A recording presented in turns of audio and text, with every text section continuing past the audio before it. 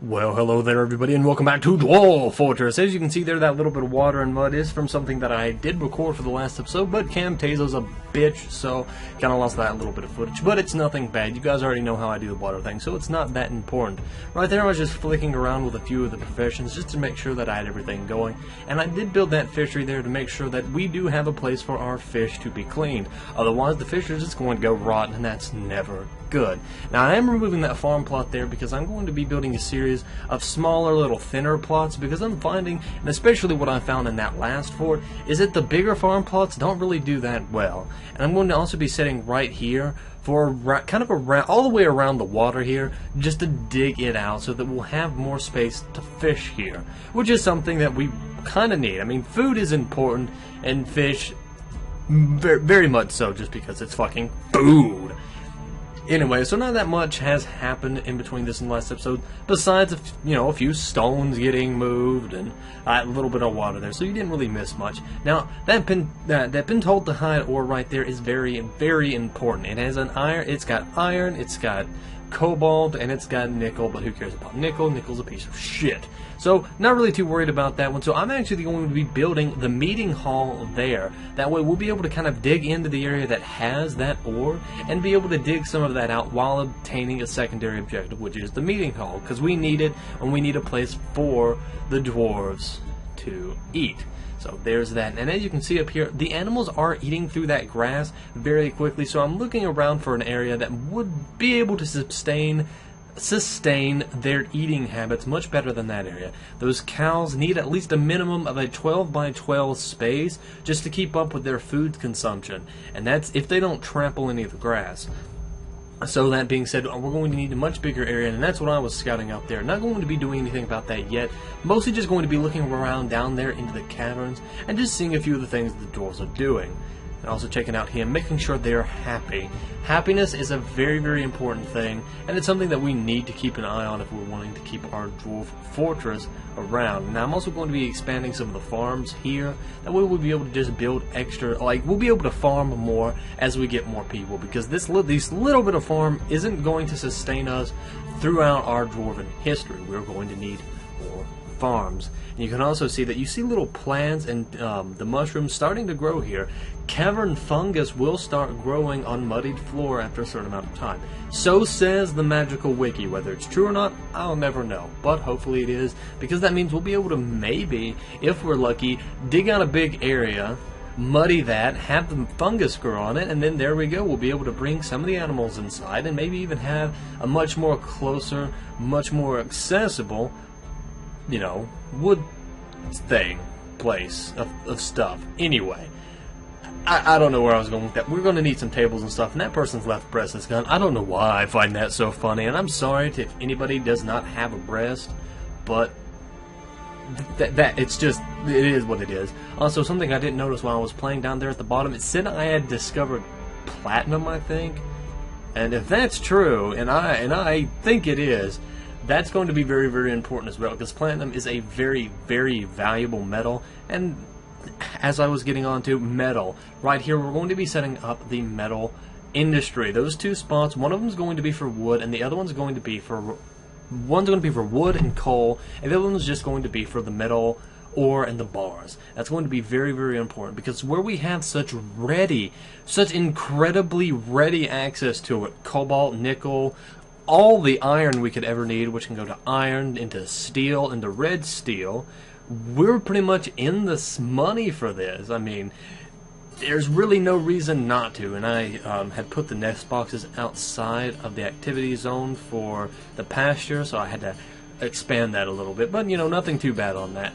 We really need that metal industry, and we don't really need it yet, but it's going to be very, very helpful. But I've already went into a long spiel about that in the last episode, and as you can see right here, I'm kind of spreading out what we're making just to give a little bit more variety for the dwarves. More variety in food means happier dwarves. More variety in alcohol means happier dwarves. Everything goes full circle, because once the dwarves get happy, they'll be able to get more stuff, and once they get more stuff, they get more happy, and when they get more happy, they get more stuff. It's a fucking vicious cycle of enjoyment. Anyway, checking out the farmers right here, I was trying to decide how I want to do it, because they're not getting done with the brewing request that I want as quickly as I want. So I decided to take one of the farmers out of the brewing and just set him, or out of the farming, or out of the farms, and just set him to be a full-time brewer, because at this point we need that more than we need farms, because we're actually getting a lot of plants very quickly, and we're going to also need cabins if we want to keep the dwarves happy, because they are already cluttering up their rooms with useless shit. And that's never good. Also, the miners aren't getting onto that either. And I realize what happens with that later is I actually have one of the dwarves set to move stuff, and they're actually spending more time moving stone than anything else. We're also not getting much of this cavern explored, but I think part of that is for the best, because the more of that we get explored, the more we open ourselves up to stuff coming in from the sides.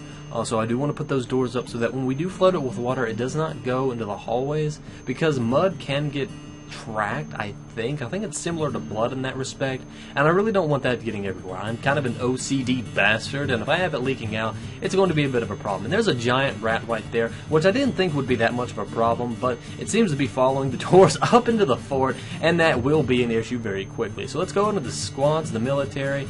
Let's actually remove the people that we got and see who we can actually get in here. We've got a few people that actually have some relatively high military skills. That person right there, we're going to make the military leader. They have really high armor and really high passive skills. That's the dodging, stuff like that. They're not really too good with the, like, an actual weapon, but their basic skills are high enough that they're good. They are very good. So we'll just add those three in. They have some of the highest skills out of the ones we have. Also going to make sure that they always equip a melee weapon. Not just a melee something, but a melee weapon, because if it's just a melee something, chances are they'll be a wrestler half the time. And we do get those doors to kill that rat, but that person right there does get very fatally injured. And it does seem minor at the time, but he dies actually relatively quick from his wounds from that. And that's something that I wish I could have prevented, and to be honest, I didn't think about it at the time. I kind of checked on him, I'm like, that's not that bad, but he dies anyway. So we'll have a moment of silence for that dwarf. Alright, 3 seconds, that's enough. Seeing his arm is his arm is dented, he's got a cut on his leg. I didn't think he'd die, but he does, and to be honest, it really doesn't cause that much of a stir in the fort. I'm pretty sure he's from one of the latest migration waves. Nobody really knows him, and nobody really gives a shit about him, so it's not good. It's not good by any stretch of the imagination, but at the same time, no one seems to give a shit, so, neither do I. Go figure. Now, I am smoothing out the rooms, and I did talk about in the last one, that does increase the happiness. And we did get that room completed, and we're starting to work on the metal industry rooms. That's going to be really important. Now, we don't have, from what I've seen, we don't have any quick access. Also, there's skeletal boars out there, go figure. We don't have any sort of access to, like, clay or sand in this fort, not like the previous one where we actually had a few spots where we could get that if we so desired, but we didn't, so we didn't go for that. I mean, there was a lot of things we could do in that fort, and that wasn't one of the ones that I decided I wanted to do. Now right here I thought about making a hospital for that guy, but I figured it's not really going to do him anything. So I decided instead of having it there, I'm going to build it down there. But I did not take into account the fact that I am going to need traction benches and extra tables. And I did set extra tables to be made, but they didn't get made fast enough. Our masons are actually really slow, and I've got a lot on their plate.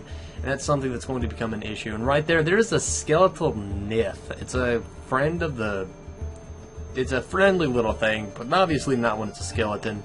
And right here, I set a military dwarf to go kill it, and they fucking disappear together. The Nith and the guy attacking him, like the guy who goes to attack him, kills him, and he's just gone. The dude just fucking vanishes. I don't know what happened there. It's like, is there some like mythology in that involved? Like a Nith will like grab you and teleport you somewhere, and it'll be all magic and rainbows and motherfucking sunshine. I don't know, but he's gone. I mean, I don't know if he comes back. I mean, I look around a little bit and I check therapist, and I'm thinking, where did he go? What happened? And lo and behold, I guess he stays. But something that we are going to have to do here is because, and I got reminded of it because of that body over there. from the giant rat is we're actually going to need a refuse area. And simply put, because this is a haunted area, and there is a chance that some of the stuff that we kill will come back to life, we're actually going to need it fairly secured within our fort. Otherwise, bad things are going to happen, and we don't like bad things, because bad things are bad. Very simple, very easy to understand, but it's not something that's really going to be that big of an issue. I don't think, anyway. I'm beginning to realize that this haunted area is not the kind of evil area I was thinking it would be. It seems to be the passive side of the evil regions, where if you went into like I'm not 100% sure on which one is the ones that have like the glob rain and the evil mist. But that's the one that I was thinking this was going to be, and it's not. So chances are the next fort that we go into, if and when this one fails, will be that kind, and I'm hoping for a much more challenging surface on that one. The surface on this one by no means is hospitable, and is by no means something that we can really deal with. But I think it would just be really cool to have that just evil mist and stuff. But this is really nice too, because it seemed like the haunted stuff extends even into the caverns, as you saw with that Nith. So that will bring some interesting challenges as we go deeper into that, to the more aggressive regions. Hopefully we don't get a string of bad luck like in the last fort, where everything just seems to be pretty peaceful. That first cavern floor being peaceful is normal. The rest of them being peaceful, not so much. It's much more uncommon. Now, I was checking on that water every now and then to see if the levels would rise, but apparently it only in spring and summer in this fort, when it's raining. And see, that guy dies. I mean, I wouldn't have had time for that, and I just said a bunch of caskets to be made, because we're gonna need them. We really are. So there's that.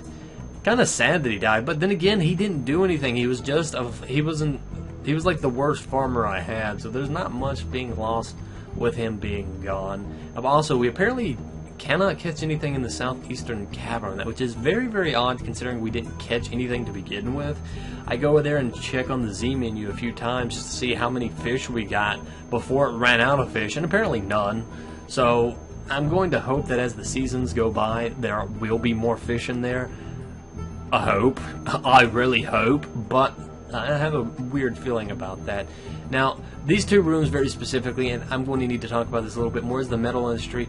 The top one is going to be for the ores and the bars. The bottom one is going to be for wood and the charcoal that we make from it, because we will need something to power the forges, which, if we had magma or access to a magma-like substance, we would be able to make magma forges, stuff like that, and that would take care of a lot of the issues with that, and we wouldn't have to have anything to power it, but we don't have that, and not yet anyway. And if we do find that, it might be worthwhile to pump up magma and just like make a little area underneath there just to have it, and that wouldn't be bad, and it wouldn't be too difficult. I mean, we have the materials for it, so I don't think it would be that it'd be tedious, but it would be very worthwhile, because it would save us a lot on micromanagement, because as it stands, because we don't have that magma, it's going to take a lot of work to burn down that coal,